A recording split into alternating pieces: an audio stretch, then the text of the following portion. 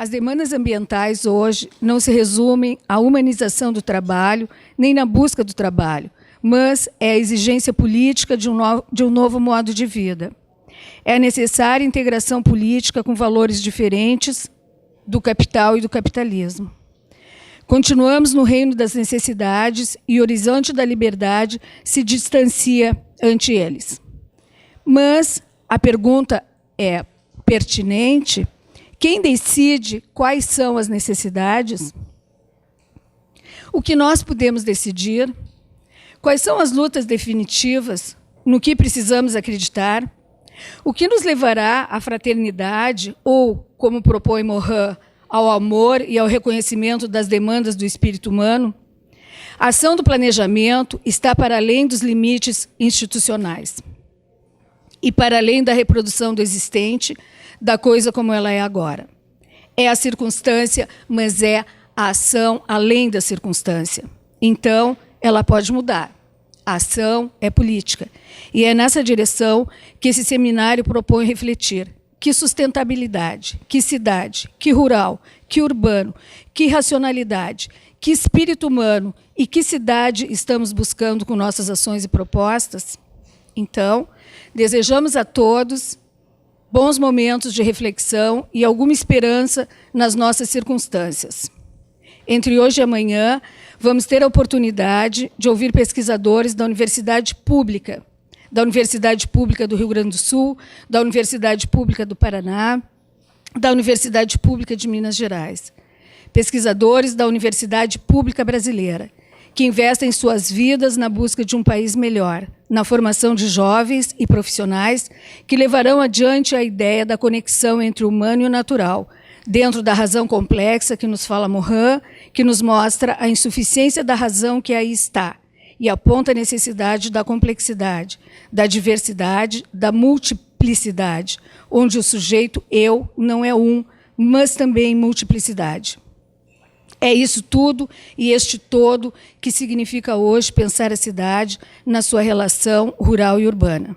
É sobre isso que vamos refletir e é isso que tentamos compreender. Eu quero chamar agora, por favor, a professora Clarice Marasquim, coordenadora do Propur, e a professora Helenisa Campos, coordenadora do Departamento de Urbanismo, para uma fala introdutória para essa discussão. Obrigada, Lívia. Bom dia a todos. Em nome da Universidade Federal do Rio Grande do Sul... Está funcionando? Tá. Em nome da Universidade Federal do Rio Grande do Sul e do Programa de Pós-Graduação em Planejamento Urbano e Regional, Propur, eu gostaria de dar as boas-vindas a todos vocês que vieram acolher aqui o terceiro seminário Cidade das Indiferenças. E gostaria de agradecer à professora Lívia pelo convite para fazer essa abertura e, ao mesmo tempo, já parabenizá-la pela iniciativa. O Propur se sente muito honrado em contribuir com essa iniciativa. Então, parabéns, professora Lívia, e também estender os parabéns a toda a equipe dos mestrandos, doutorandos, o pessoal da iniciação científica, os estudantes de graduação, que sempre colaboram, né, com essa... A gente sabe que nada a gente consegue fazer sozinho, e a contribuição dos estudantes é fundamental. Então, nesse sentido, parabéns para todos. E também quero dar as boas-vindas aos palestrantes, né, às professoras que vêm de longe. Muito obrigada. Sejam todas bem-vindas, né, pela presença e contribuição no seminário. Umas breves palavras sobre a importância da discussão desse tema e, principalmente, salientar assim, a importância da pós-graduação, né? É um evento aqui da pós-graduação dentro da universidade pública. Então, nesses tempos em que a universidade pública vem sendo questionada, vem sendo, vamos dizer assim, atacada, e eu acho que é importante mostrar o quanto a nossa pós-graduação ela é fundamental para ajudar a construir conhecimento, construir discussão, E esse seminário é mais uma evidência importante disso, reunindo pesquisadores, profissionais da área, interessados, o público leigo em geral, que quer saber, quer discutir, quer entender, né, que cidade é essa que a gente vive e que cidade podemos almejar, podemos construir. Então, acho que a pós-graduação ela tem um papel fundamental para reunir essa massa crítica, reunir pesquisadores, conhecimentos, que é nesse âmbito, né, que a gente encontra a interlocução e o diálogo. Então, parabéns, né, e mostrando a importância da pós-graduação. A gente vê nesses tempos aí recentes, onde a gente vê como a questão da cidade é uma questão emergente, é uma questão fundamental. A maioria da população está vivendo em cidades e a participação, a questão da violência, da desigualdade, são todos temas, né, que precisamos enfrentar. E a pós-graduação está pronta para isso, e esse evento é mais uma evidência. Então, desejo a todos um excelente seminário nesses 2 dias de discussão e agradeço novamente em nome do Propur. Obrigada.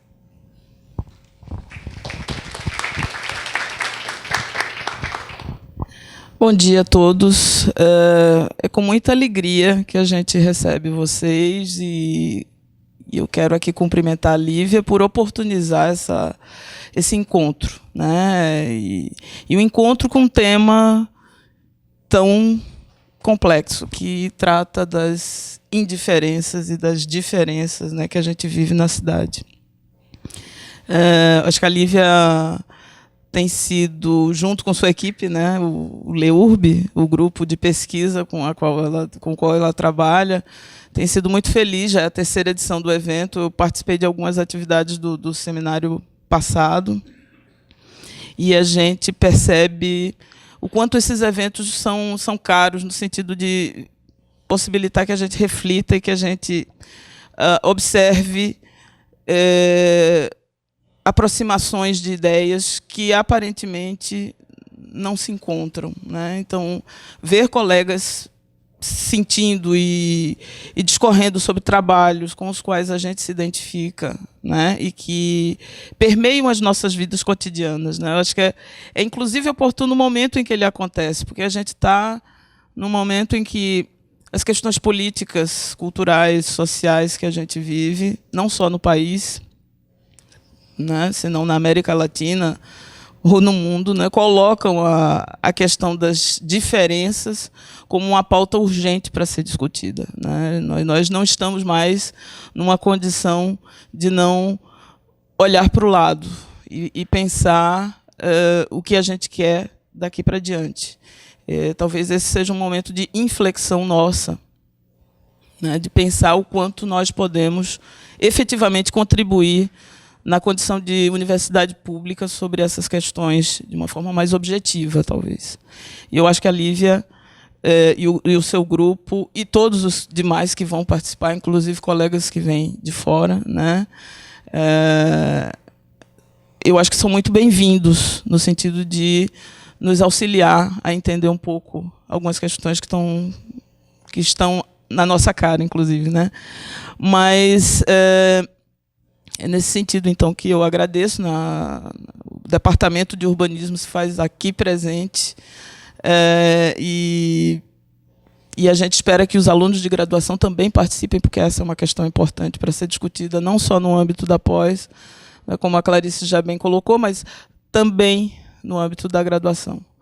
Estou vendo alunos aqui já de graduação participando, é muito bom, né? Então, minha gente, bom exercício de reflexão para vocês e sucesso no evento.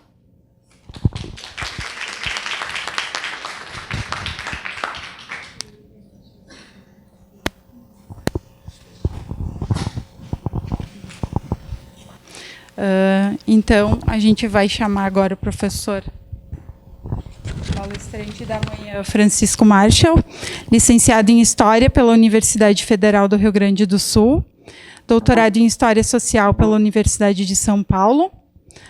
Francisco Marshall realizou pós-doutorado na Princeton University, em Nova Jersey, Estados Unidos, como bolsista CAPES, convidado de Peter Brown, e na Rupert Karls Universität Heidelberg, da Alemanha, como bolsista da Fundação Alexander von Humboldt e professor titular da Universidade Federal do Rio Grande do Sul, atuando no departamento e pós-graduação do curso de História e na pós-graduação das artes visuais. Tem experiência nas áreas de História Antiga, Arqueologia Clássica e História da Arte, atuando também em Museologia, Iconologia, Estudos do Imaginário, História da Cultura, Epistemologia, Estudos Renascentistas e História das Ciências. Por favor, professor Francisco. Obrigado, Aline. Temos um passador? Eu vou começando. Bom dia a todos. Querida professora Lívia, minhas colegas do Propor, Aline, acadêmicos e acadêmicas, uma honra estar com vocês. Agradeço muito o convite. O meu campo de estudos é um campo, por natureza, provocativo. Meu caro Chico Milanense, que honra e alegria te ver. Provocativo porque tratamos do que aponto nesse título, que eu acrescento à pauta proposta, discutirmos o rural e o urbano e as questões de sustentabilidade, hoje, emergenciais. A isso eu acrescento esse nome que define meu campo de estudos, a genética da cidade. Compreender os elementos constitutivos na sua gênese. E é assim que se lê a história antiga, não como um antiquariado, algo admirável ou relevante pela antiguidade, o que acontece, mas, sobretudo, porque ali são lançados elementos que se perpetuam e se reproduzem nas dinâmicas históricas e que estão latentes como possibilidades, que estão animando a vida histórica, e que, portanto, devem ser compreendidos não como passado, mas como atualidade genética. Todavia, muito do que eu examino está também em um outro ambiente tecnológico, cultural, muito distante do nosso. É preciso sempre haver um esforço para fazer os jogos de metáforas, as transposições, as adaptações necessárias, quando pensamos, como é o caso aqui, claramente, a ação política.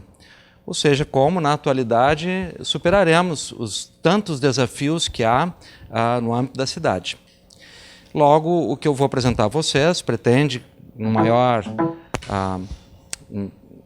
foco, maior empenho, conhecer a discussão sobre a gênese da cidade. Não da cidade primordial, de origem mesopotâmica, com outros eventos precursores na Anatólia e casos similares em todo o Oriente Próximo, mas a cidade que nutre a nossa tradição cultural e política. Cidade mediterrânea que os gregos instauraram e, junto com ela, os comportamentos, linguagens, metodologias e instituições que chegam aos dias de hoje, seja como potências ou como possibilidades. Uma delas, a própria democracia. A forma de, no território da cidade, se promover mutações nas relações de poder, nos comportamentos, nas instituições, e logo uma nova antropologia, um novo conjunto de possibilidades criativas realizadas neste suporte tão complexo como a cidade, ao mesmo tempo orgânica em permanente mutação e artefato criado, e aí a nossa esperança de que, como artefato, possamos interferir nessas dinâmicas da sua evolução. Bom, então, isso circunscreve assim, o campo em que vou apresentar a vocês o problema de conceitos relacionados à origem da cidade e a troca de paradigmas que houve recentemente e que vem impactando enormemente as ciências humanas, a história da cidade, a arqueologia, uma troca de paradigmas, a vida nos anos 80, a partir de uma obra que eu vou examinar com vocês mais de perto, a obra La naissance de la cité grecque, de François de Polignac. Como isso se trata de um seminário, e depois que se reconfigurou o turno da manhã, era para ser uma mesa e no fim foi reconfigurado, nós ganhamos a nosso favor o tempo. Vamos usá-lo beneficamente, não apenas para eu lhes atormentar com a minha retórica vetorial, mas também para que a gente possa valorizar isso como um seminário. Portanto, é como se fosse uma aula num ambiente um pouco mais ambicioso, que é um seminário nacional, com convidada, a professora Luísa, bem-vinda. Então, isso eu digo para que, caso tenham qualquer colocação, possam fazê-la durante a apresentação, não tem problema, depois eu recomponho o caminho do que eu pretendo seguir, mas isso dará mais vitalidade para o nosso desempenho. Então, o nosso estudo tem como paradigma uma obra de imenso impacto e de grande poder ideológico, porque foi absolutamente harmônica com o modelo de sociedade então vigente, uma sociedade patriarcal, espelhada em noções de autoridade, poder, religião, provindas do mundo romano. Eu me refiro à obra epidêmica de Fustel de Coulanges, quando estudante, claro, não se pronunciava esse nome, falava Fustel de Coulanges. E quem visita os sebos de qualquer cidade do Brasil, no Rio Grande do Sul em particular, sacode uma prateleira, caem 15 exemplares desse livro, porque foi muito popular, o título é muito atraente. E ele descreve um modelo de cidade favorável às elites oligárquicas, que ao final do século XIX e início do século XX tinham grande primazia, no Rio Grande do Sul em particular, o espírito do positivismo, que era uma força potente, de perfil revolucionário em muitos sentidos, pelo laicismo, pelo cientificismo, fez dessa obra um ícone. E ela procura explicar como se forma a cidade, especialmente a cidade romana, mas ele olha também para o modelo grego e estabelece ali um modelo. O modelo da cidade que se aglutina e que se tornará progressivamente o principal paradigma de estudos da história da cidade, com o qual todos os estudiosos da história da cidade, Lewis Mumford, Roland Martin, o mais importante, Leonardo Benévolo, todos os principais avatares da história da cidade, partiram desse paradigma e se situaram nele ao longo da sua obra até os anos 80, quando Polignac apresenta um novo paradigma. E nessa visão há um predomínio da autoridade patriarcal presidindo os processos de coesão social que sustentam a comunidade econômica e religiosamente, o papel do pater familias. E nisso o desenvolvimento de um processo por meio do qual há um aglutinamento progressivo das comunidades aldeias que estão num momento primordial, desde a crise do século XII, que praticamente reduziu a pó a civilização da Idade do Bronze. O Mediterrâneo se reconstrói paulatinamente, a partir do século XII, em processos que vão se acelerar a partir do século IX e do século VIII a.C. A crise da Idade do Bronze, não é demais dizer, eliminou do mapa do Mediterrâneo a escrita, a arquitetura monumental, ciclópica, as relações internacionais, a cultura pictográfica sofisticada que havia, a cultura arquitetônica que estava no seu esplendor, com engenharia hidráulica e soluções espaciais que podemos ver nos palácios de Creta, Knossos, por exemplo. Isso tudo virou pó, devido a uma grande crise, uma imensa crise, a crise mais importante da história da civilização mediterrânea. Logo, nos capítulos seguintes dessa história, nós conseguimos acompanhar a lenta reconstrução dos fundamentos e ali emergirá o fenômeno da cidade. E hoje pode ser compreendido com o amparo da documentação histórica, literária, documental e arqueológica em particular, que cresceu extraordinariamente nesse campo na segunda metade do século XX.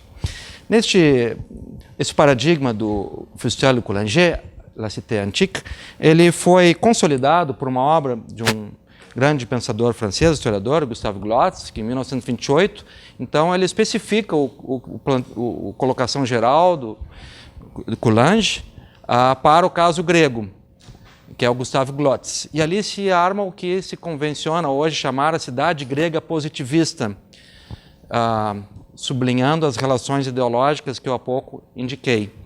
E que tem como um dos seus elementos, claro, o princípio da ordem, da disciplina e da imposição de um espaço controlado, o que era, naquele momento, especialmente caro às elites que, afinal de contas, produziram cidade.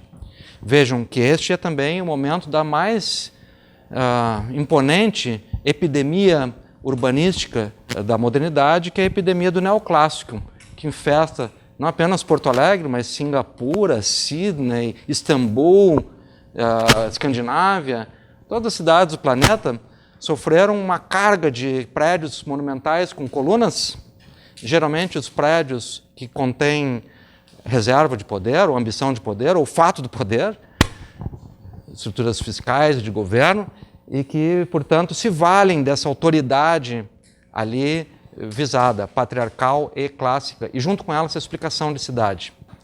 E então a obra do Gustavo Glotz se tornou, a partir desse momento, um paradigma bem mais atual, com uma linguagem mais informada pelos avanços da etnografia, da antropologia, da sociologia. Vejam que a preocupação de Coulanges, Gustave de Coulanges, ela, no fundo, ela toca no problema central da sociologia de Émile Durkheim, que é entender os nexos de solidariedade, como se produz a unidade social. Mas examina isso do ponto de vista da cidade, como a cidade foi o elemento aglutinador, como ela se tornou o eixo. Este modelo pode ser também caricaturalizado. Ele tem como seu ícone, o que vemos? Um prédio identitário no topo da Acrópole. Porém, este prédio já é resultado de um processo mais complexo que veremos a seguir. Mas ele funciona muito bem como ícone de uma ideologia da cidade procedente do mundo oriental e que é, na ideia da cidade antiga de Coulanges, da cidade grega positivista, colocado como o elemento crucial. Onde é que eu vou poder escrever? Aqui? Pode. Aqui, esse jeito, né? Ele reproduz a ideia crucial na cidade oriental, e que Mircea Eliade muito bem categoriza, de que a cidade é organizada como um axis mundi, espécie de árvore da vida, de elemento de ordem, que salva o núcleo ritual que ordena o espaço de uma cidade muralhada contra o caos da região desértica e selvagem no ambiente hostil a ser domesticado por rito e poder na cidade antiga. Então, o axis mundi na cidade mesopotâmica é a ideia do zigurate como o palco de ações rituais que reconectam as forças vitais em ritos, e é também um eixo de ordem urbana, a partir do qual se organiza a estrutura, e junto com ela as estruturas de poder, naturalmente, naquele momento, desfrutadas com grande vantagem pelo sacerdócio oracular oriental. Ora, a ideia da Acrópole é também um eixo que se impõe como o elemento ordenador e de referência para o qual se estabelece uma convergência. Porém, este eixo, no caso da cidade grega, pode ser concebido como o resultado de um outro processo que essa história grega positivista, que essa história da cidade, vê como a história do cinecismo. E aí nós chegamos na palavra crucial dessa ideologia da cidade.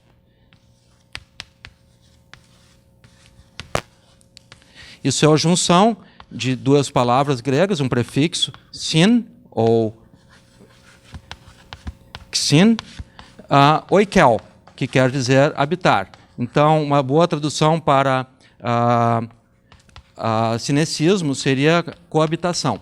E ela trata de explicar por que houve uma aglutinação das unidades elementares, então fragmentárias, dispersas sobre o território, e que passam, por razões estratégicas, religiosas, econômicas, rituais, a se aglutinar no centro. Esse centro é visto nesse modelo como um acrópole. Acros em grego é extremidade. Não confundam o templo do Partenon com a montanha onde ele está, que esta é a Acrópole. Então, ali se trata de um local estratégico na paisagem, onde, ademais, estão geralmente as fontes de água mais abundantes no alto do que na planície, e onde se tem uma percepção melhor e um poder de conclamar, visualizar, representar. Então, esse eixo da Acrópole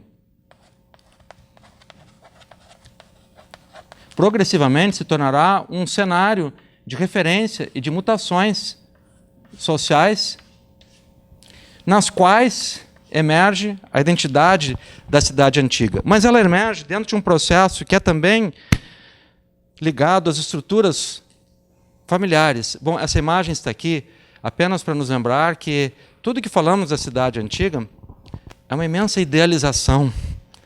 E que mesmo que fazemos agora, é claro que está imerso nos nossos afetos, ideologias, concepções. Claro que por serem contemporâneos, os acreditamos mais reais, mais vivos, mais consistentes. Tá? Mas essa ideia de cidade, ela faz parte de uma evolução histórica muito rica de como se figura a imagem da cidade antiga, da cidade grega, da Grécia em todo, como uma espécie de espelho, de fluxo, refluxo, projeção, imagem, identidade do que se especula no mundo contemporâneo. Então vejam essa imagem no apogeu do neoclassicismo tedesco, né, a época prussiana, mostra uma Atenas que edifica, gloriosa, esplendorosa, não tem nada de ruínas aí, é a cidade vista como um germe. Né? Bom, então aqui nesse esboço, nesse cartoon, está desenhado graficamente o processo que aqui está representado. A passagem da unidade familiar, genus, para um conjunto de famílias que, por variadas razões, produzem alianças. Elenquei as razões estratégicas, de finalidade bélica, defensiva e agressiva. Também o fator religioso, porque a proteção pela salvaguarda divina propiciada por meio ritual é, naquele contexto, vista como primordial, concreta, eficiente.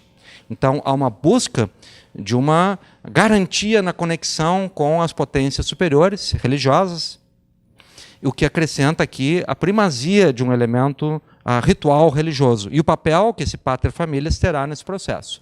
Então, esse conjunto de famílias que se aglutina, e se aglutina em um território, naquele momento ainda disperso, dá-se o nome de fratria, poderia se traduzir por irmandade. Em grego, frater é irmão. Né? Vem do indo-europeu, similar, por exemplo, a brother.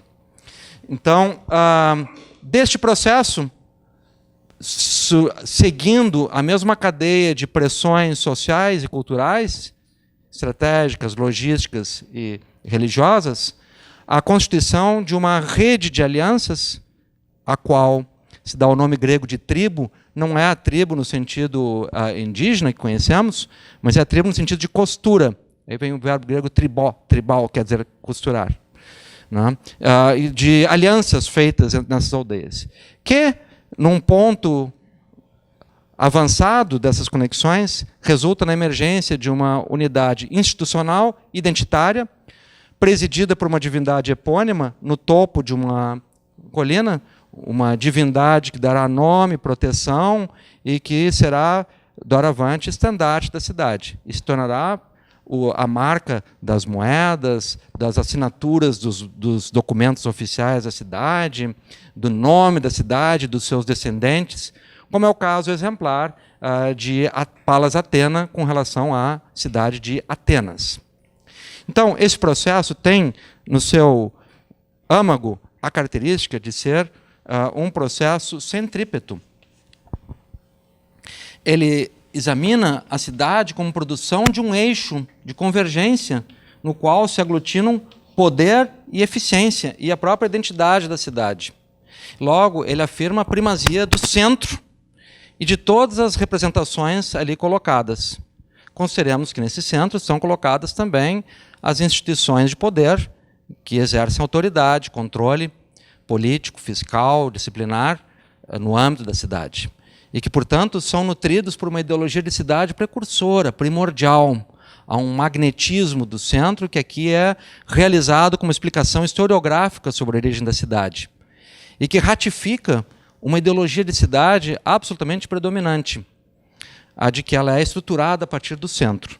Notem que as concepções urbanísticas romanas, que são outro capítulo, eu não vou poder abordá-las hoje, devido à sua a especificidade, a sua complexidade, mas ela também parte da ideia do umbilicus, do cruzamento do cardos e do decumanum, do encontro de forças vitais que nutrem o centro a partir do qual se propagam os elementos de ordem, as linhas ordenadoras da cidade, mas com um elemento de centralidade umbilical constitutivo da ideia de cidade.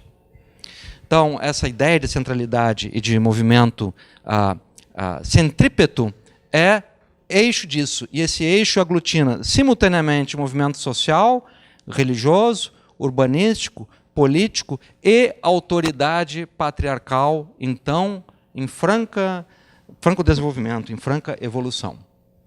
Aqui está no tronco, nos anéis de um tronco de árvore, uma imagem desse visão do cinecismo. Ora, o cinecismo foi percebido pelos povos antigos. Eles mesmos entenderam que a sua unidade política foi resultado de um processo histórico e social no qual a condição aldeã foi progressivamente superada em torno da unificação política. E, para isso, temos os mitos políticos de Atenas dando clara evidência desse processo, inclusive um cronograma festivo da cidade. O cronograma que festejava nos dias 15 e 16 do Hekatombeion, o mês dos sacrifícios, que no calendário ateniense corresponde ao nosso mês de agosto. Naqueles dias se comemorava com grandes festas que cresceram em importância ao longo do século VI, V e IV a.C., se comemorava a unificação de Atenas e era a festa do cinecismo. Exatamente o nome que temos aqui nesse modelo, nessa historiografia e na história da cidade. Rememorava o momento em que dois reis míticos, o primeiro deles, Cécrops, um rei serpente, mas mais historicamente, mais próximo da história, ainda com forte carga mítica, o rei Teseu, filho de Egeu, produziu a unidade daquele ambiente em torno do culto de Palas Atena e da instituição de Atenas como unidade política. Essa unidade era o tema de uma celebração, a celebração da unificação da cidade, da unidade da cidade, que é feita como um processo do cinecismo. Este cinecismo que supõe, claro, a autoridade do elemento aglutinador, o eixo, axis mundi, acrópole, mas também o conjunto de recursos urbanísticos, institucionais, culturais, religiosos, que organiza, viabiliza e desenvolve essas conexões, entre os quais este de onde fotografamos e agora vemos a Acrópole, a Ágora, que na cultura social e política grega é o elemento que compõe com o eixo a ideia de que a cidade, desde a sua origem mais remota, acomoda um ambiente de convergência e interações complexas, que envolvem, claro, a chegada das pessoas que vêm do interior, que vêm da área rural, das pessoas que habitam nos vários distritos da cidade, para, em um lugar comum, interagirem de várias maneiras, entre as quais, naturalmente, as trocas comerciais. As ágoras das cidades gregas sempre foram repletas de galerias, tendas, onde vários serviços eram oferecidos, de barbearia, vendas de livros, cordas, negócios, armação de navios, tudo que era interessante economicamente ali era realizado. Também altares de oferendas, de sacrifícios importantes, prédios públicos de natureza administrativa e, sobretudo, circulação, livre circulação. A isso vem o sentido da palavra agorel em grego, né? Chamar, conclamar, e conclamar para falar, para dizer. E a ágora é este cenário de interações situada num ponto crucial, estratégico da cidade, no caso de Atenas, junto à Acrópole, no lado oposto da região mais carregada simbolicamente, onde está o Teatro de Dionísio.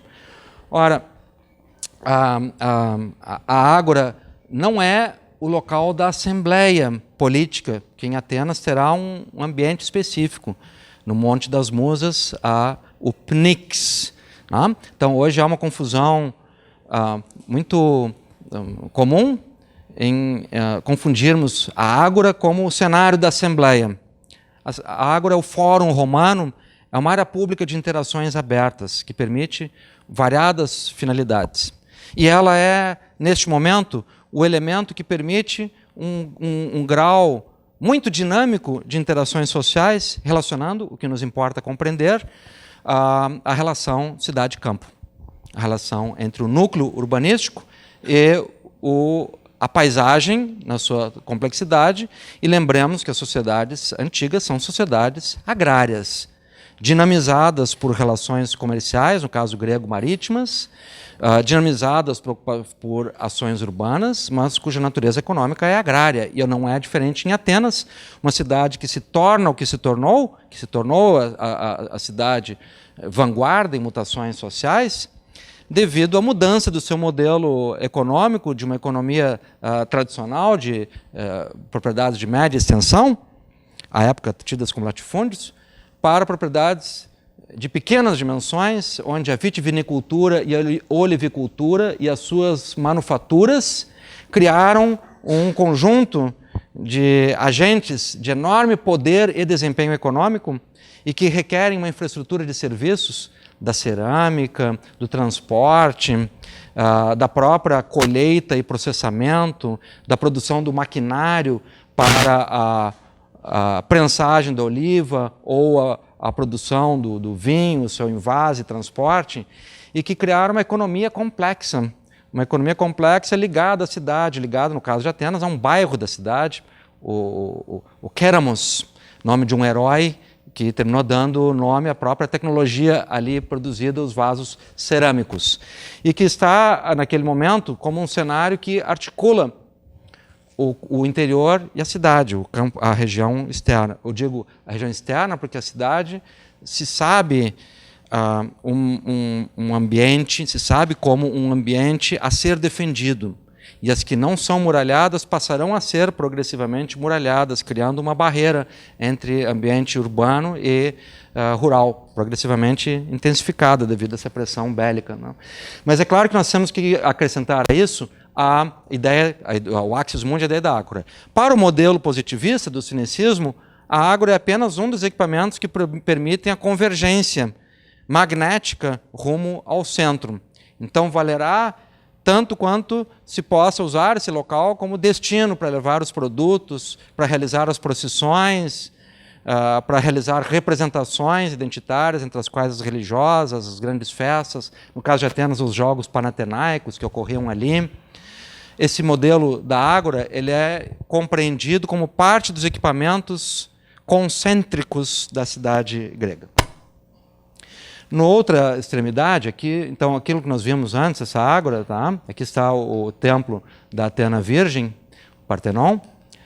Ele está aqui, então a ágora ficaria nessa região. No outro lado está um local de extraordinário valor para esse processo de convergência, que é o Teatro de Dioniso. O Teatro de Dioniso era altar cerimonial de um culto rural levado à cidade. A religião de um deus agrário, que está associado à seiva vital do mundo vegetal como um todo e do parreiral em particular, e de todos os efeitos sociais e culturais do vinho, entre os quais o transe e a festa, a sua forma de sexualidade, de performance e também de sublevação, porque se trata aqui da expressão simbólica, por meio de uma cultura religiosa, da cultura de camponeses, em tudo divergentes da austeridade das elites patriarcais da cidade. Então, isso foi, em um certo momento, uma força de potencial subversivo a ameaçar a ordem. E no mundo grego, tanto quanto no romano, o fenômeno do dionisismo, tanto quanto nas cidades modernas, e em Porto Alegre temos o caso da Cidade Baixa, e é o poder de perturbar um sentido conservador de ordem que um bairro boêmio sempre terá, ou como o Carnaval teve na história do Brasil, o mesmo papel de ser uma potência perturbadora, por vezes criminalizado exatamente por esse teor de ser expressão de uma cultura social fora do eixo de autoridade, né? Quem tem dúvidas disso, veja de Marcel Camus, o Orfeu Negro, onde os negros do morro são presos por estarem sambando. Então, no mundo grego, há uma similaridade desse fenômeno de cultura popular com o dionisismo. E o dionisismo ele é extremamente integrador, compreensivo.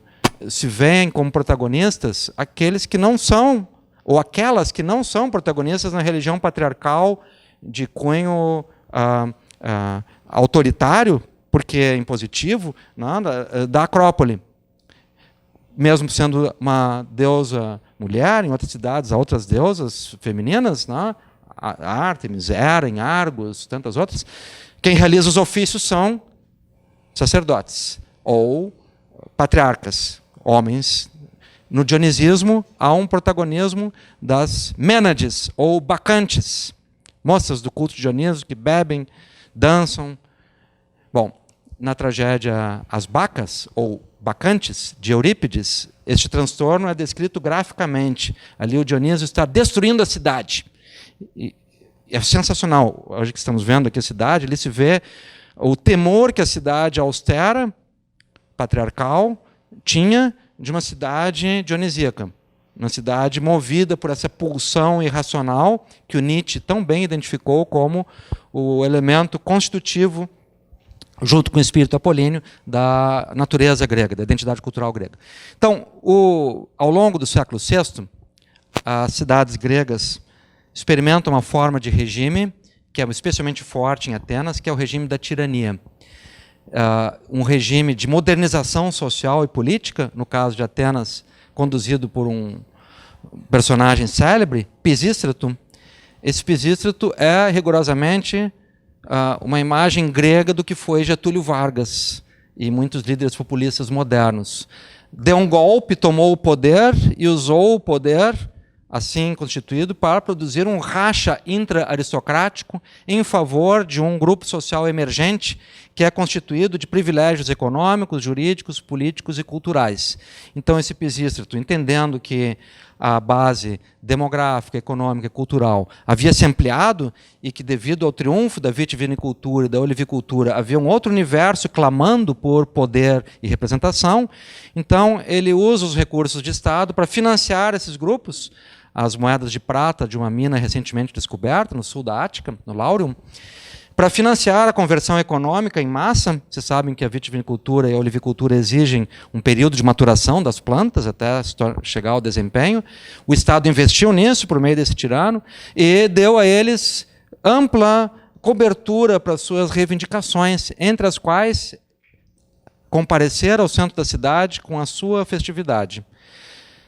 Ganho estratégico, a cidade aqui integra esse fenômeno e o domestica em um cronograma institucional, em uma instituição que está agora compatibilizando aquele clamor com a vida da cidade. Exatamente o oposto do que faz uma cidade que expulsa o carnaval lá para o Porto Seco, nos confins do fim do mundo, como que querendo matar o carnaval. Porto Alegre tem essa relação hostil com o carnaval. Então, aqui nós temos exatamente o oposto. E o teatro de Dioniso significa essa conclusão de um processo de organização política e simbólica da cidade, que é a integração das expressões culturais religiosas do camponês, do pequeno produtor, e das suas conexões em redes de serviços e produtos da cidade, em um ambiente que se torna ele próprio o ambiente mais célebre da cidade, o Teatro de Dioniso. Bom, não é demais dizer que ali foram apresentadas as obras de Ésquilo, Sófocles, Eurípides e outros dramaturgos, nas quais a cidade absolutamente repensa todo o seu fundamento, escrutina sexualidade, trabalho, vida e morte, relações de poder intensamente, como jamais qualquer fenômeno, qualquer movimento artístico conseguiu realizar com tanto vigor, produzindo ali uma nova antropologia de cunho dionisíaco, mas tendo como elemento a ideia de cidade. Essa cidade, agora aqui tem um nome, ela se chama Polis.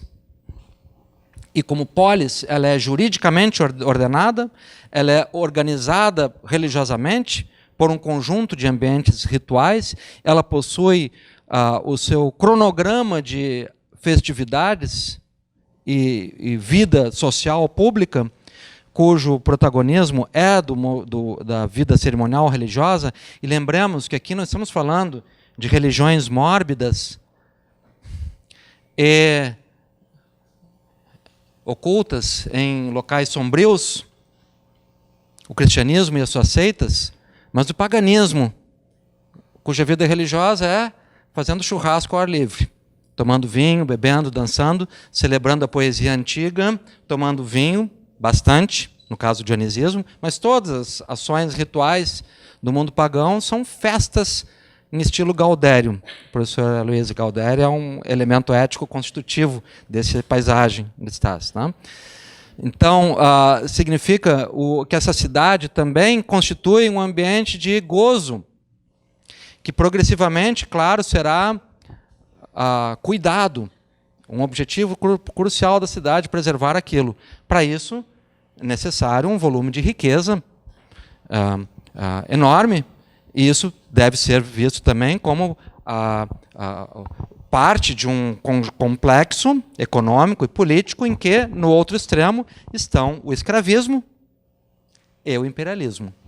Ou seja, uma cidade que captura escravos pelo Mar Negro, os integra como base produtiva nas minas, nas oficinas, em todos os ofícios da cidade. Se imagina que nessa cidade, entre 3 e 4/5 da população sejam escravos, muito mais que metade da população, seguramente. Estudos demográficos são muito imprecisos para esse contexto, mas se sabe do volume da presença escrava. E, claro, isso tem um papel na vida da cidade, né? E esses escravos estão integrados ao dionisismo. Ele é generoso com essas populações fora do eixo, né? E, por outro lado, a ofensiva de Atenas para se tornar, com esses produtos, o óleo e o vinho e seus navios velocíssimos, potência marítima, e com isso também drenar recursos progressivamente usados para esse financiamento de aquilo que o Christian Mayer chama a graça da democracia. A graça da democracia é um bem viver oneroso, porque ele impõe quebras no ritmo de trabalho em favor da festividade amparada pela cidade. Essa é a cidade que está no seu apogeu em Atenas, e ela tem no Teatro de Dionísio um símbolo, mas ela é mais complexa no seu conjunto de elementos. Tá? Bom, essa cidade, estamos ainda aqui explorando o paradigma antigo. Eu estou apenas ilustrando o que foi comentado ao longo de muito tempo e que não foi revogado, mas é complementado por uma visão muito mais dinâmica, muito mais rica da constituição da polis e da cidade, que logo veremos, que é o paradigma implantado por François de Polignac, da cidade como o nexo entre Asti e Hora. Logo veremos o que são essas duas palavras. Mas no paradigma antigo tem muitos elementos explicativos e muitos elementos também a serem compreendidos, entre os quais a circulação na cidade, os elementos de dinâmica, e não apenas de fixidez institucional, que a monumentalidade arquitetônica e a história política tendem a representar. Quando nós lemos a história ou vemos a sua arqueologia, há uma tendência nociva de atenuarmos ali o processo, a dinâmica, a vitalidade, dominados pelo estático que a imagem ou a instituição oferecem. Mas é claro que nós temos que olhar para esse espaço na sua dinâmica, nos seus elementos de peregrinação, que examinam não apenas a Acrópole, mas os ambientes conectados a esse espaço. Então, eu vou sublinhar apenas alguns desses espaços para o seu conhecimento.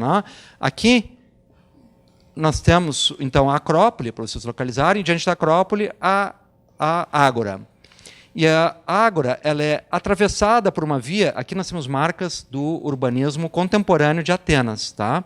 Para tornar a leitura do mapa um pouco mais difícil, é claro, porque é um mapa de alemães. Então, dessa Ágora partia uma via que atravessava a Ágora e atravessava uma muralha em direção ao interior. Ali era a principal alameda da cidade, mas não tinha árvores, não tinha nada, era só um via de passagem, era a Via Panatenaica. Na saída dessa Via Panatenaica, à altura desse tracejado, que reproduz a muralha construída em 461, estava o bairro do Queramos. E também, ao lado dele, o cemitério, a principal necrópole da cidade. Para construírem a muralha, tiveram que destruir parte do cemitério, isso causou grande transtorno político, cultural, espiritual, interferir na necrópole. mas aquilo ficava junto ao bairro boêmio. Isso é muito importante porque o cemitério é uma região de peregrinação, uma vez que o culto heróico e o culto ancestral é a forma cotidiana mais ativa da religião antiga.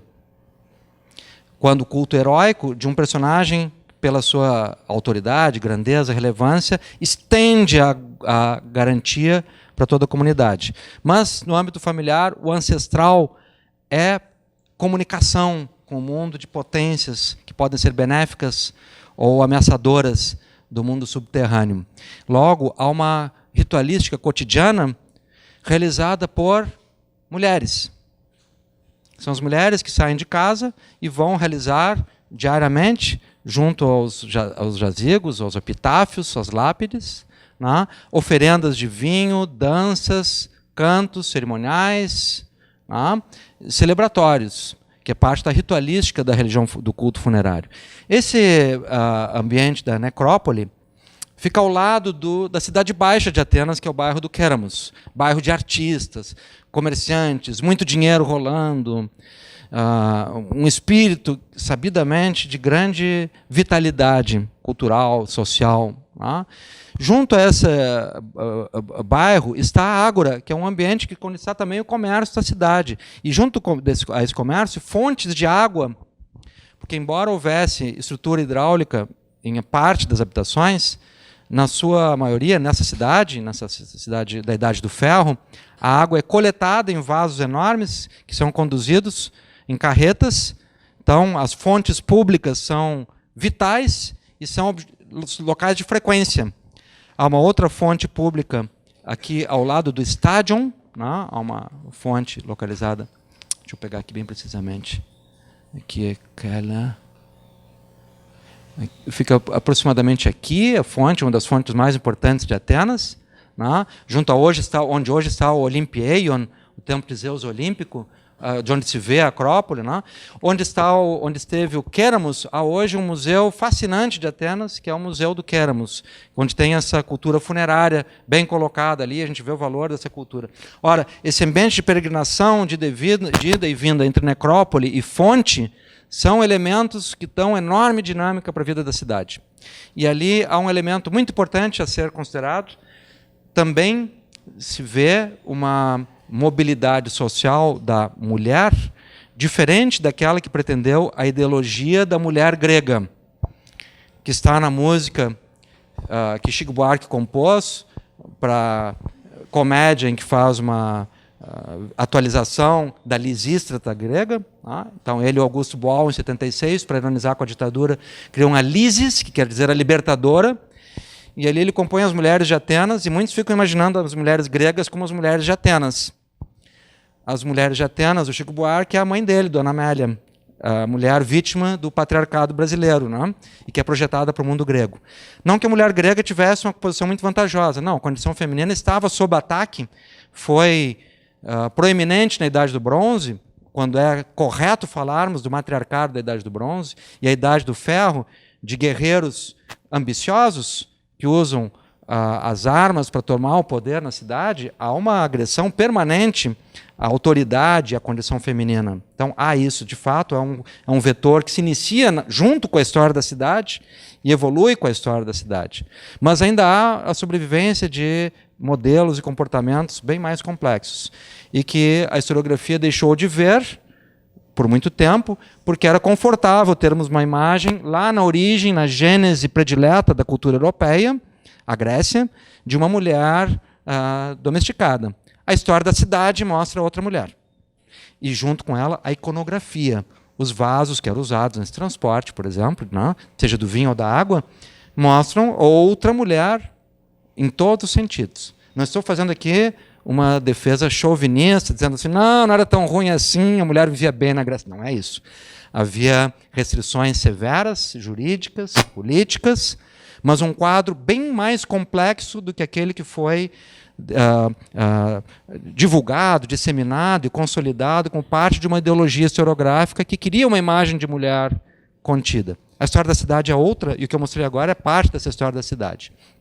Bom, e estão também, claro, as muralhas, né, como um elemento limítrofe. Aqui está, numa foto recente, ali está o novo museu da Acrópole, né, a visão desse teatro de Dioniso. Claro, quando vocês ouvirem falar em tragédia grega, comédia grega ou teatro grego, devem sempre imaginar algo muito mais potente do que é hoje o teatro na nossa cultura, embora o teatro seja, ainda hoje, muito potente, muito promissor. Né? Mas naquele cenário ali, ele era um epicentro, efetivamente. E quem quer compreender o que se passa no universo espiritual, vamos dizer assim, conceitual, filosófico da cidade, deve começar pelo teatro e ficar dentro dele a vida inteira. Porque é com as tragédias de Ésquilo, Sófocles e Eurípides que nós vemos a linguagem da cidade. E a cidade o tempo inteiro, público, privado, altares, palácio, praça. Agora, essa madrugada, quando o Brasil é sacudido por um novo capítulo das catástrofes e fatos hediondos, que fazem parte desse trem fantasma em que se tornou a nossa vida cultural e política, né? A gente passa do esqueleto que cai para cair no abismo, e a gente se segura no carrinho e vamos. Então, essa madrugada o Brasil passou por mais uma dessas e apareceu a figura análoga ao guarda da Antígona, guarda que diz para Creonte as coisas que o perturbam, Creonte, o tirano da cidade, querendo impor o seu jugo, e quem diz as verdades, né, de que ele está em franca colisão com a opinião pública, porque está fazendo algo temerário, né, é o guarda, e o Creonte, insultado com a insolência daquele guarda, protesta, ele diz assim: mas as minhas palavras te machucam a orelha ou a alma? Então agora foi o porteiro de um condomínio, como foi no passado o motorista, né, o Heriberto França. Todos com fé no porteiro do condomínio agora, que ele diga tudo, que tenha veracidade, tudo, evidência, né? Se elas têm algum valor, é evidência no contexto atual. Voltando para o mundo grego, serve para nos distrairmos também. Então, o teatro é esse cenário de contestações, polêmicas, né? E logo quando nós vemos as ruínas dele, claro, é um local de latência dessa imaginação toda. Bom, chegamos então ao que importa, a troca de paradigmas, na obra de François de Polignac. Nome nobre, uma família de estirpe, daqueles que têm títulos desde o século XVIII, né? Culto, espaço e sociedade. Polignac escreve essa obra num momento de mudança de paradigma em que ele se torna o avatar. E nisso há uma herança da arqueologia da paisagem que cresce desde os anos 60. E há também aqui, meu caro Chico Milanés, a interferência muito positiva de toda a nova visão de paisagem que se produz dos anos 60 para cá. Não apenas fruto da ideia de Gaia, de Lynn Margulies e James Lovelock, mas também da visão de uma paisagem complexa e rica que animou os movimentos ambientalistas e os estudos em geociências, em biociências, ao longo dos anos 70 e 80, que estenderam o olhar com outra dimensão para o mundo da paisagem. Não apenas para os ambientes extrativos da paisagem, mas para os comportamentos mais complexos da paisagem. Claro que isso tudo animado por antecedentes iluministas, né, que pavimentaram esse caminho, mas que se tornam um fato paradigmático ao longo dos anos 70 e 80. Isso tudo minou o prestígio de uma ideia concêntrica em favor de um elemento de ampliação e de compreensão do universo sobre o qual se constitui o fenômeno investigado pela história e arqueologia da cidade, que tem esse nome, cidade, mas que pode também ser descrito num processo muito mais complexo, este que a ideia de polis representa.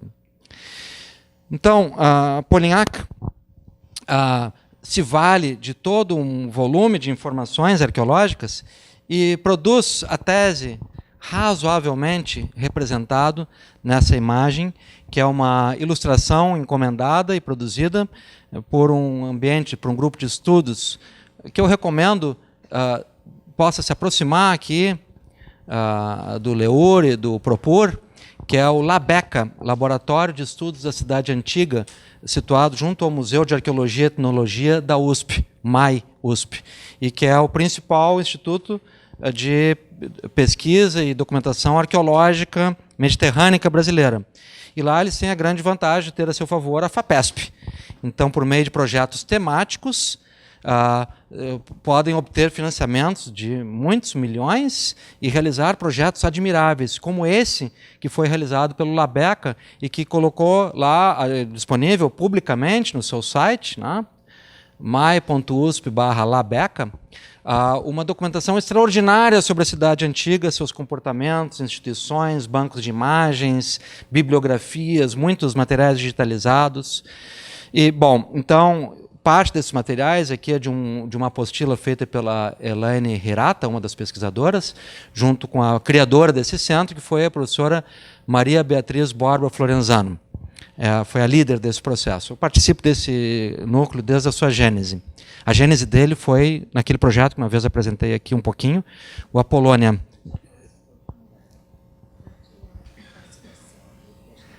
A Lívia quer que eu fale um pouco da minha participação. É que eu não falo aqui apenas como historiador, professor do Departamento de História, mas especialmente como arqueólogo, que teve a experiência de ir atrás da cidade no seu ambiente. E quando eu o fiz, formulei, antes de iniciar minhas expedições, formulei questões e paradigmas a partir de questões que eram nutridas aqui, por meio da professora Loi Votero Félix, que teve grande atuação aqui na arquitetura e que depois se radicou no Departamento de História. Ela era uma super estudiosa da cidade antiga. Tá? Então, mas era essa literatura que eu há pouco referi, Benévolo, Manford, Martin e alguns outros, né? Que dão uma ideia de uma cidade. A partir de 1996, em um convênio com a Tel Aviv University, estruturei um projeto que sobreviveu até 2012, realizou 7 expedições científicas, levando mais de 50 pesquisadores, na sua maioria estudantes de graduação da URGS, mas também mestrandos, doutorandos, pesquisadores sênior, a desvelar, desenterrar uma cidade na costa mediterrânea de Israel, 15 quilômetros ao norte de Tel Aviv, a cidade de Apolônia Arsuf. Isso se tornou um dos principais principais resultados da arqueologia internacional nos últimos 20 anos.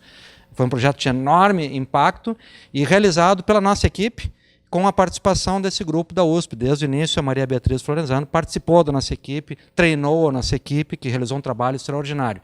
E ali, lá no sítio de Apolônia. Então, ali nós tivemos a oportunidade de realizar uma experiência que apresenta um outro mundo completamente diferente do paradigma acadêmico literário do estudo da cidade. Que é a cidade que não se declarou, que não se monumentalizou, mas que virou lixo, que virou vida cotidiana, no seu fluxo, no seu processo, no seu abandono, nas suas ruínas, e que, claro, tem consigo princípios importantes, a ordenação do espaço, o disciplinamento, a relação entre corpo, habitação, cidade, as visões espaciais romanas que estão lá muito fortes. Nosso ambiente era o nível romano, né? Mas também outros elementos que constituem a vida da cidade. Então, o comportamento de crise, a crise religiosa entre cristãos e pagãos, que lá é gravíssima, vimos na cultura material, as oscilações ambientais que ocorrem ali, vimos na vida econômica, isso realizado nos artefatos, no seu inventário, na sua descoberta. Então, a prática arqueológica é como se a mente se acrescentasse o corpo. E todos os paradigmas que eu tinha adquiridos na bibliografia clássica serviram para muito pouco. Não vou dizer viraram pó, porque são ilustrativos, né? Mas o corpo da cidade arqueológica coloca outras questões. Daí que a experiência da visitação, do percurso, de ir ao espaço, de colocar o corpo no cenário dos corpos, que é a paisagem, se torna decisivo. E venho, aos poucos, reestruturando uma nova missão arqueológica que ocorrerá em Creta. E visará um ambiente mais recuado que a Idade do Bronze. E isso, claro, todos têm ainda a herança do glamour da arqueologia, da Idade do Ouro, que depois foi ratificado por Indiana Jones, as pessoas acharem que a arqueologia é algo assim, e de fato é, claro, você está num ambiente cultural diferente, naquele caso lá, cheio de orientalidade, folclore, há isso também, mas, além desse elemento, claro, há um desafio logístico descomunal, custos, questões adicionais enormes, e, do ponto de vista acadêmico, outra visão do tempo, do corpo, do espaço, da memória, e essa visão está localizada no espaço, na paisagem. E é isso que chegou a Polignac. Vamos, então, examinar um pouco deste vocabulário que ele ali coloca. E estão sublinhadas aqui, propositalmente, as duas palavras cruciais desse modelo. Se no modelo anterior nós temos a noção de acrópole e a coabitação, o cinecismo, para ilustrar a convergência, o elemento concêntrico, aqui nós temos a ambição de integrar essa Constituição ratificada na Acrópole e nas suas instituições, conectar isso com o entorno, que não apenas é a matriz produtiva da economia, mas fonte por meio do qual se constituiu essa unidade chamada polis.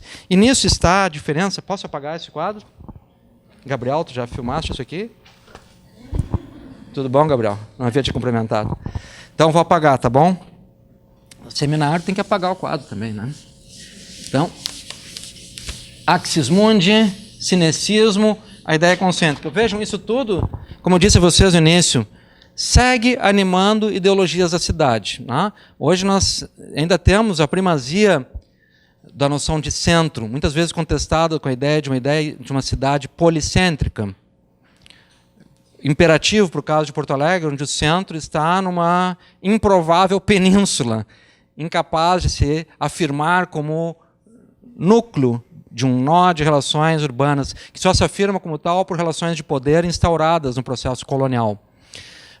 E que logo criaram ali uma imagem imposta como autoridade, preservada como autoridade, mas nós sabemos que há uma complexidade maior, e nisso se cria uma ideologia complementar, que é a ideologia policêntrica da cidade, que pensa, então, outros núcleos e vai organizá-los, especialmente onde houver maior desempenho econômico. Então, a ideia de centro, ela sempre será aglutinada às regiões da cidade onde há ambição ou realização de autoridade econômica. E ali se usa a ideia de centro como uma espécie de símbolo de identidade, né? Bom, é o oposto do que vê essa noção de cidade. Nela estão em oposição complementar a palavra que os gregos usam para designar cidade. Cidade edificada.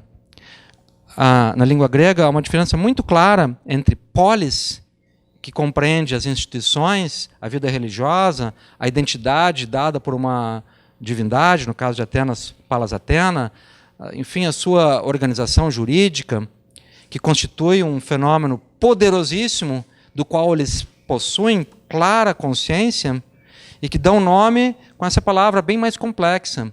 Ela afirma o ambiente em que as relações de violência da guerra civil são permutadas pelo ambiente de diálogo, debate, pactuação, do encontro realizado num ambiente de superação, que instaura norma, nomos, que instaura o espaço da política. E a isso se dá o nome polis, porque ela tem um efeito pacificador diante de um universo de imensa violência, de guerra civil que sacudiu a Grécia desde o século IX, ao longo do século VIII e VII, até ser superado por um pacto. Esse pacto se chama polis. E ele tem uma complexidade social e política muito grande, cultural também, religiosa, mas tem, especialmente, essa noção de que ele garante a viabilidade de uma vida ordenada e pactuada. Isso é polis. Haste são as edificações que estão lá no centro da cidade, a cidade edificada. É o downtown, é o centro da cidade. Isso é haste. Então, a essa haste se contrapõe a hora. Bom, não é demais dizer que em italiano haste é sinônimo de cidade, né? Herança dos gregos do sul da Itália. A Itália era Grécia, foi Grécia por 1000 anos, na antiguidade, desde que colonizada pelos gregos. Então a palavra italiana é só uma herança disso para significar cidade. Então, nesse modelo, Polignac deseja examinar como se constituíram os vários processos que deram unidade, que conectaram a diversidade de uma região geograficamente ampla, que é a Península da Ática, ao seu núcleo cívico, simbólico, institucional, que é a Acrópole e o seu entorno.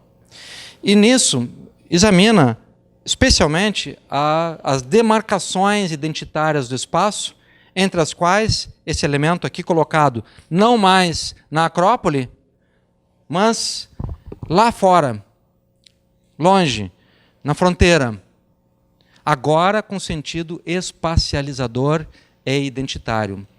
A necrópole, o templo, o santuário, o altar.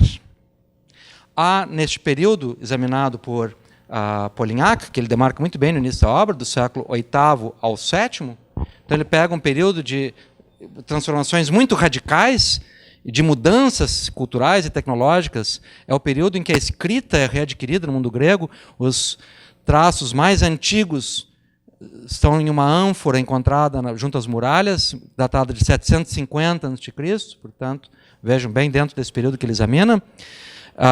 Os Jogos Olímpicos de 776, o início do movimento colonial, a diáspora grega, em 734, a adoção progressiva ao longo do século VII, e mais especialmente no século VI, de uma unidade de valor abstrata para mediar as trocas, a moeda, e junto com isso a constituição de um ambiente que consolida essas mudanças como parte de uma identidade social, a polis.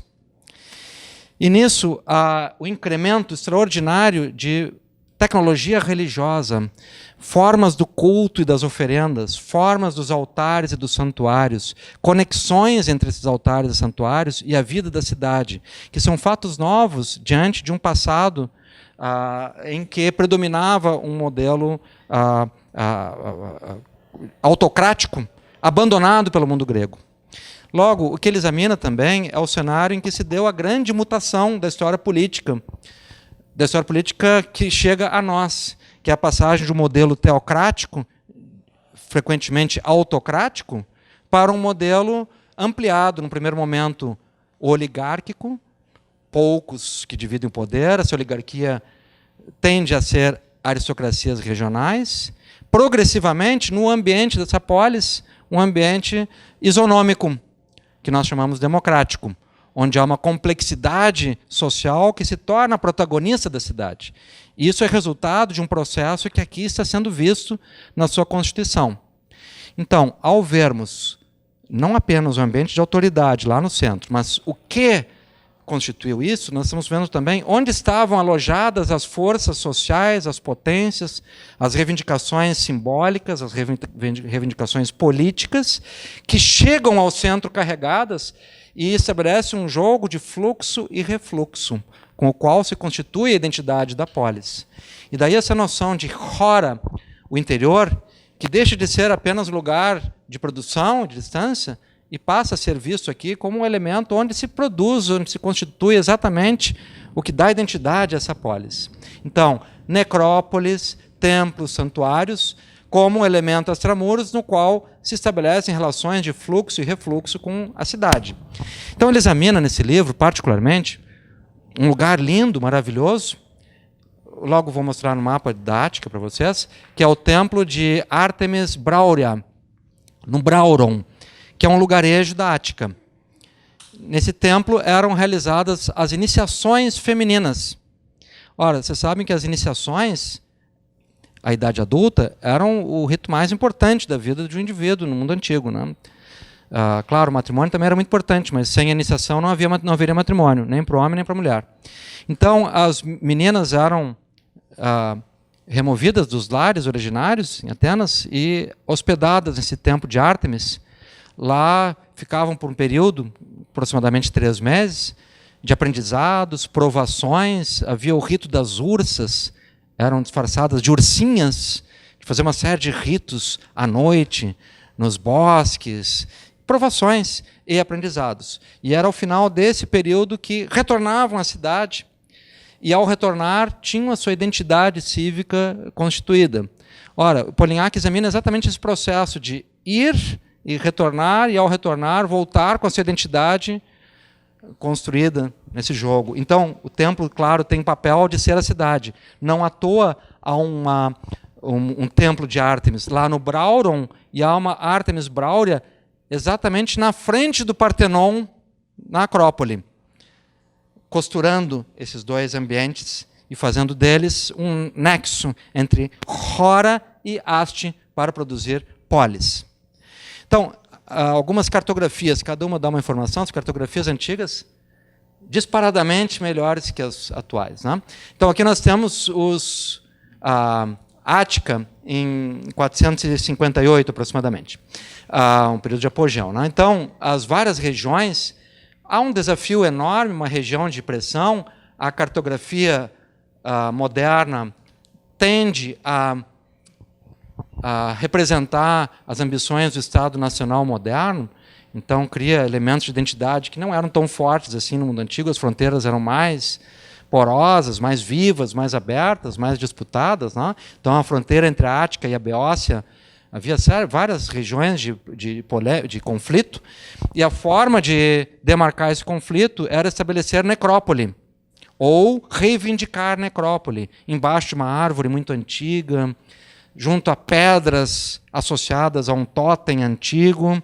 Então, reivindicações de cunho religioso com finalidade política eram muito frequentes. Os pretextos para guerras, as alegações que conduziam às guerras, eram, usualmente, de profanação, invasão de áreas sagradas pelos polis vizinhos, porque usavam as áreas sagradas para delimitar o espaço. Bom, nisso nós temos o elemento central da tese de Polignac, a ideia do culto e da peregrinação como o elemento de constituição simbólica do espaço, constituição identitária do espaço. Logo, ele está examinando para uma outra natureza de culto, para cultos que estão não apenas no centro, mas no conjunto, que são mais complexos e que são capazes de unir essas regiões. Vejam aqui, então, apenas para vocês se localizarem um pouco, né? A Ática é como se fosse um grande município. Claro, a ideia de município é romana, né? A extensão da ideia de município.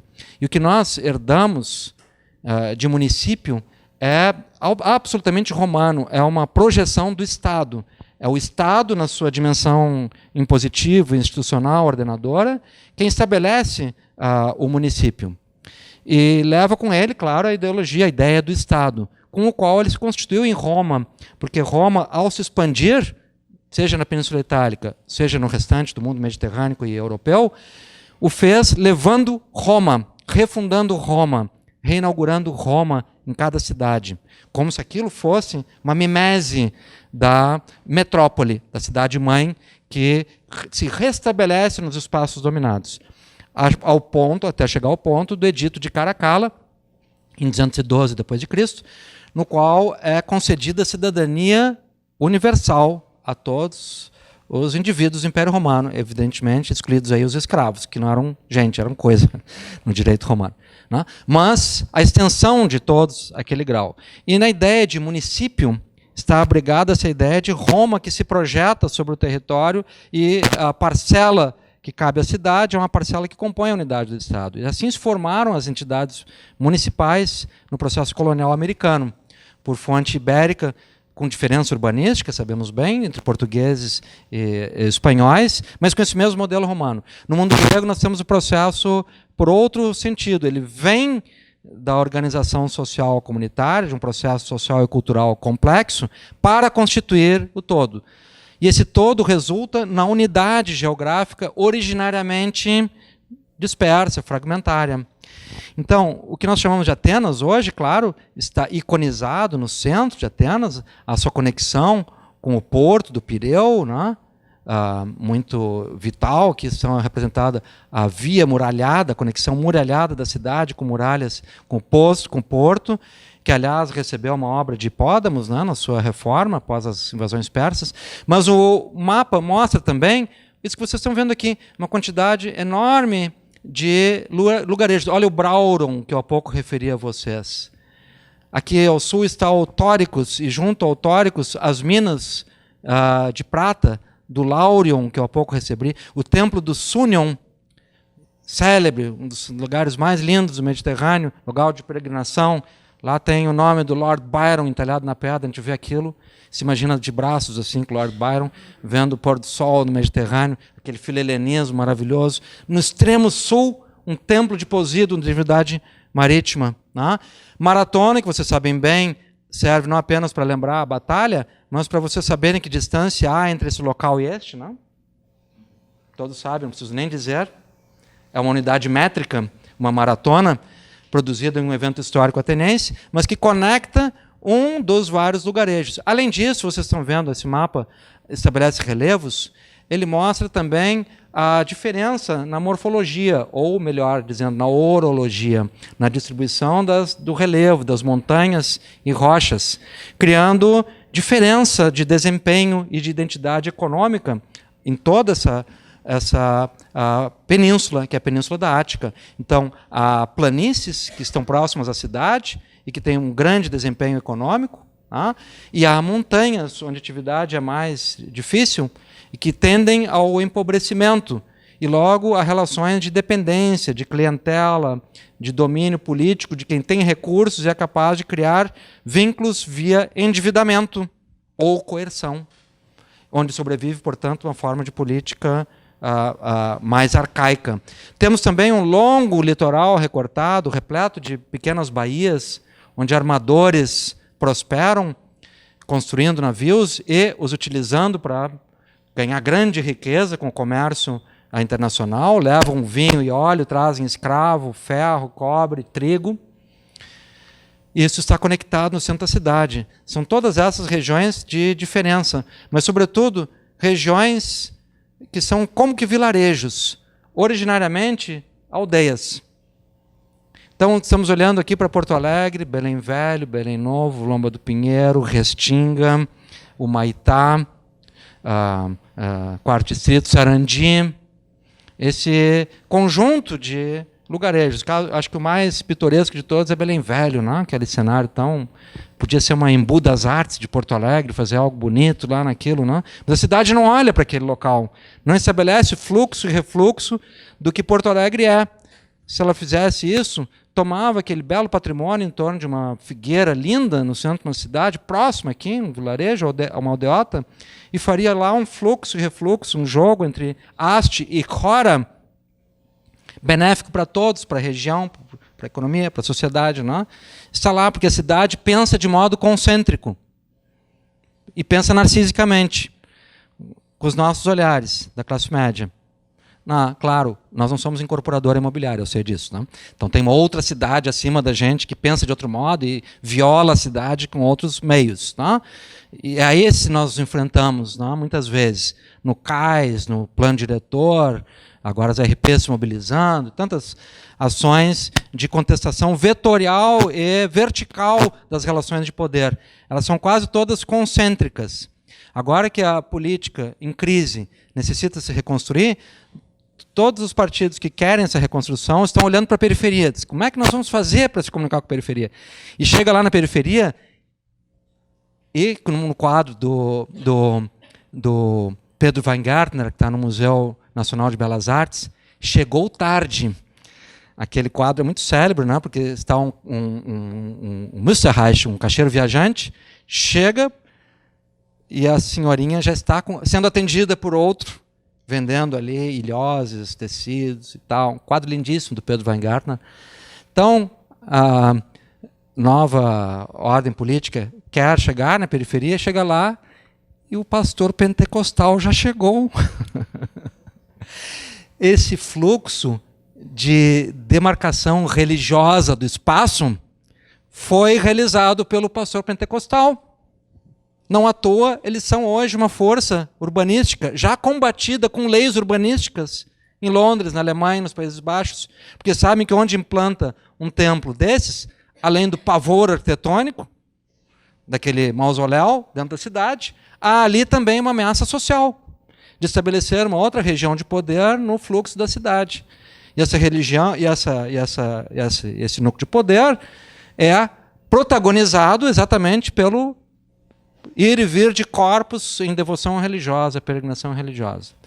Temos aqui a obrigação de ver na metáfora do Polignac o que está se passando nas cidades, onde há um abandono da ideia de cidade, seja vitruviana, seja cidade iluminista, seja uma cidade reinventada, uma cidade utópica. Ela não consegue enfrentar a potência já estabelecida do... não é nada com vocês, viu? Do culto pentecostal. Aqui, formas da Hierápolis, da cidade sagrada, da cidade impregnada de comportamentos devocionais. E, embora aqui seja um ambiente laico, acadêmico, científico, sempre o será, e assim pretendemos, a maioria lá fora nunca o será. Nem na Escandinávia. Então, claro que há, sim, espasmos, momentos, né, de triunfo iluminista, de supremacia iluminista, de melhora, de mutação iluminista, né, mas é tensionado contra um conjunto de forças, de pulsões predominantes, de natureza confessional, religiosa, e, entre outras coisas, heteronômica, ou seja, que aceita uma norma dada por outro, vindo da autoridade religiosa, do pastor, ou, se for em outro contexto, do Estado, da autoridade que se associa a esse pastor, e que pode ser ele próprio capaz de usar uma passagem bíblica extraída do cenário religioso para implantar ambição de poder de tipo fascista. A frase predileta desse estafermo que nos preside, e conhecerás a verdade, ela... Viu? Vocês falam até todo mundo sabendo a frase. A gente não precisa nem ler Bíblia, a gente ouve esse raio dessa frase, porque, claro, veja que absurdo. O sujeito se afirma como detentor da verdade, não, como se o que ele fizesse fosse a verdade, tem ali o livro sagrado, um livro de folclore judaico lá, cheio de barbárie, violência, poesia um pouco, bem pouquinho. Não? Mas por que essa fantasia retórica funciona? Porque ela vai ao encontro e se homogeneiza, se identifica com simpatia com esse discurso de poder, que é hoje o principal desafio da sociedade esclarecida. Como, de alguma maneira, desconstruir e reconstruir, superar, ilustrar, ou se recolocar, ou construir universos paralelos, e um dia eles vão entrar em conflito, né? Mas desenhar não está sendo possível, porque ele é predominante, e o que nós estamos sofrendo hoje é parte disso. Voltamos aqui, Belém Velho, de Belém Velho para, que mais nós temos aqui? A Cárnia, por exemplo, né? Tem uma comédia de Aristófanes, os Acarnenses, uma comédia de Aristófanes, célebre, muito engraçada. Então ele pega desse trecho aqui. Eleusis, onde havia o santuário de Deméter e Perséfone, decisivo, ali havia a peregrinação mais importante da cidade. Todos migravam, iam do centro a pé à região de Eleusis, mais ou menos 20 quilômetros, 25 quilômetros, e lá eram levados para o interior de um templo para consumir um mingau psicotrópico, o Kikeion, e ter ali visões. Né? Claro, eles não tinham daime, era outra forma um pouco atenuada, mas parte daquela experiência religiosa de um mistério iniciático de Atenas. A elite de Atenas, tanto quanto para as elites modernas, foi a maçonaria, em parte os Rosa Cruz, era participar desses mistérios de Eleusis, mas implicava ir, participar do rito e vir. Isso tudo dentro da visão do Polignac de que o que chamamos polis e Atenas é esse conjunto de percursos aqui realizados. Aqui um pouco mais esquemático, o mesmo ambiente, né? Ática, os seus vários distritos, a Cárnia, Colonos, o bairro onde nasceu Sófocles, escreveu em homenagem a isso o Édipo em Colono, o Phaleron, que é a praia, onde se formou a imagem da Afrodite Anadyomene. Tudo isso são regiões. O Láureo, onde descobriram essas minas de prata, que se tornaram patrimônio do Estado, E, claro, o Estado as usou prodigamente para financiar todas as benesses que o Estado pode oferecer. A democracia grega é a formulação de uma ideia de Estado muito clara. Ele dá garantia jurídica a todos, ele oferece variados serviços, ele é detentor de patrimônio explorado e gerido coletivamente. Foi assim que a cidade mais importante da história política do Ocidente chegou ao seu apogeu, com muitas mutações, transformações sociais, parte delas já referi, mas também com o lastro em prata convertido em economia monetária vinda do Láureo. Mas é também um lugarejo, uma região distante. Isso tudo significa que tem que haver retribuição por parte do centro da cidade, tem que haver uma razão para buscarem a cidade, tem que haver uma dádiva, uma concessão, tem que haver no centro um lugar para onde vão, a ágora. Tem que haver no centro atrativos para, periodicamente, irem desfrutar dos sacrifícios, dos banquetes, das festas, do teatro. Mas há razões também para retornarem e manterem esse fluxo e refluxo, presididas na relação haste-cora. Então, nesse mapa, nós estamos vendo as comunidades, ainda na época micênica, na Idade do Bronze, muitas aldeias. Quando Atenas comemorava o cinecismo, a festa da unificação, por Teseu, rememorava 12 aldeias. Dava o nome das aldeias, havia uma ritualização disso. Mas sabemos a escolha de 12, ela é uma projeção de memória que põe para o passado, que interessava para o presente, que era organizar 12 distritos tardios. Né? A arqueologia encontrou, a partir do século IX, um adensamento nessas regiões. Então, são regiões que progressivamente apresentam crescimento demográfico. Isso significa maior conflito e maior potência, maior disputa agrária e maior solidariedade na conexão. A vida religiosa é uma forma de conexão social, ali se arranjam matrimônios, permuta de ferramentas e trabalho, conexões importantes. Então, os santuários nessa vida social não são apenas vida religiosa, eles são um ponto de interações sociais decisivas. E se verifica ao longo do século IX e VIII um desenvolvimento, um incremento de cada um desses lugarejos. Significa que eles estão transbordando também em crises variadas, que são crises fundiárias, a crise da propriedade, um modelo de parcelamento que em todas as sociedades históricas produz, ao longo das gerações, a fragmentação e a crise de desempenho da propriedade. Isso é um grave problema da estrutura de minifúndios conectada à vida das cidades, porque ela facilita a permanência, facilita o desempenho, mas ela leva também à fragmentação fundiária. E não foram jamais desenvolvidas políticas para evitar essa fragmentação fundiária no nosso entorno rural. Do que decorre isso? Que a rapinagem imobiliária vai lá e faz a festa, faz colheita farta, converte a área tida como área devoluta, rural, em loteamentos que hoje, se algum urbanista quer chorar de pavor, basta tomar o caminho da Restinga e ver o que está ocorrendo na zona sul de Porto Alegre. Uma absoluta degradação, claro, a Fazenda do Arado é um caso criminal já, um outro grau dessa transgressão, né? Mas por trás dela está esse descaso com a estabilidade da estrutura fundiária do entorno das cidades, né? Que foi vivida na história dessa cidade, vivida como crise. Essa crise, em parte, foi resolvida como estrutura, como processo colonial, né? Como elemento de válvula de escape, de atenuação. Mas aí estão esses elementos. Pessoal, o que eu estou falando até agora para vocês está claro? Minha dicção está ok? Está compreensível?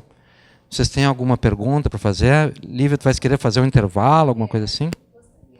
Nós podemos fazer um intervalo, porque eu tenho uma parte agora mais complexa. Pode ser mais complexo, tudo pode ser mais complexo. Mas eu tenho uma parte, 2 conteúdos finais dessa visão da Arquépolis, né, da cidade originária, de como ela se formou e de algumas mutações importantíssimas para compreendermos como se deu essa integração. e como se deu uma mudança revolucionária nessa mutação com a implantação do regime da isonomia.